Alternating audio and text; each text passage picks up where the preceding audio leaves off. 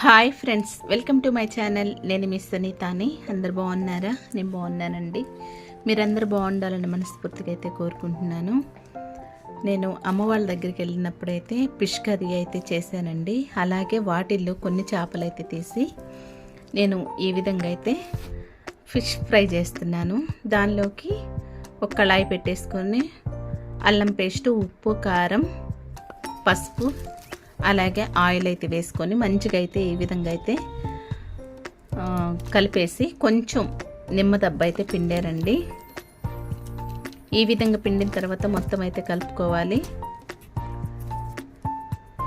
మనం ముందుగా శుభ్రంగా కడిగి పెట్టుకున్నటువంటి చేపలకైతే ఈ మసాలా అంతా మంచిగా పెట్టుకోవాలండి. ఒక 10 నిమిషాలు అయిన తర్వాత వీటిని అయితే ఫ్రై చేసుకుందాం. నేను కట్టెల పొయ్యి మీద అయితే చేస్తున్నానండి.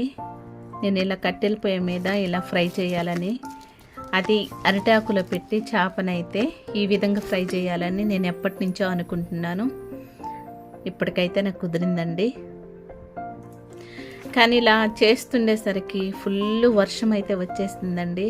బయట చేసేదానికైతే వీలు లేకుండా అయిపోయింది. కొన్ని మాత్రమే చేయగలిగాను ఈ విధంగా. కానీ టేస్ట్ మాత్రం చాలా చాలా బాగుందండి.